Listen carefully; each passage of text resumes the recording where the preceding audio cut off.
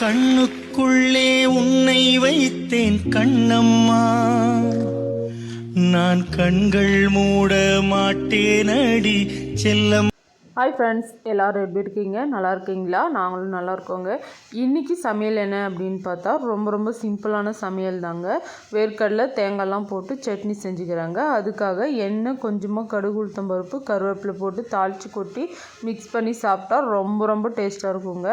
எங்கள் வீட்டில் இது போல் தாளிச்சி சட்னி பார்த்திங்கன்னா எல்லாருக்குமே ரொம்ப பிடிக்கும். நான் எப்போயாவது ஒரு வாட்டி தாங்க தாளிக்குவேன். அதிகமாக பார்த்திங்கன்னா ஆயில் சேர்த்துக்க மாட்டேன். இப்போ வாங்க பருப்பு குழம்பு தாளிச்சிக்கலாம்.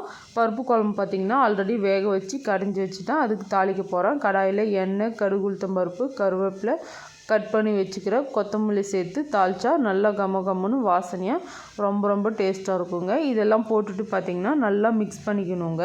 நல்லா கருவேப்பிலை கொத்தமல்லி எண்ணெயிலே நல்லா பொரிஞ்சு வரும்போது பார்த்திங்கன்னா டேஸ்ட் வந்து ரொம்ப நல்லாயிருக்கும். பாருங்கள், இந்த அளவுக்கு நல்லா பொரிஞ்சு வந்ததுக்கப்புறமா எடுத்து பருப்பு குழம்புல சேர்த்து நல்லா மிக்ஸ் பண்ணிடலாம்.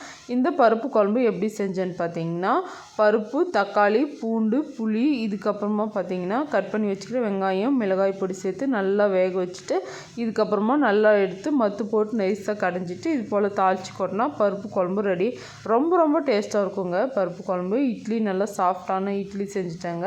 லஞ்சுக்கும் அதே தாங்க கேட்டாங்க. இட்லி பருப்பு சாம்பார் பேக் பண்ணிவிட்டேன். இப்போ பார்த்திங்கன்னா சட்னி பருப்பு சாம்பார் இட்லி இதெல்லாம் வச்சு குட்டி சூப்பராக சாப்பிட்டாங்க. சாதமும் செஞ்சுட்டாங்க. கொஞ்சமாக சாதம் வச்சு வச்சுக்கிறேன். சாதம் எதுக்காகன்னு பார்த்திங்கன்னா ரசம் இருக்குதுங்க. ரசமும் பார்த்திங்கன்னா இது பார்த்திங்கன்னா உளுள் வேக வச்சுட்டு அந்த தண்ணியில் வச்ச ரசம் ரொம்ப டேஸ்ட்டாக இருக்கும். அடுத்ததாக பார்த்திங்கன்னா இது கருவாட்டு குழம்புங்க. இதுக்காக தான் சாதம் வச்சேன். ரொம்ப டேஸ்ட்டாக இருக்கும் கருவாட்டு குழம்பு. அம்மா செஞ்ச கருவாட்டு குழம்பு.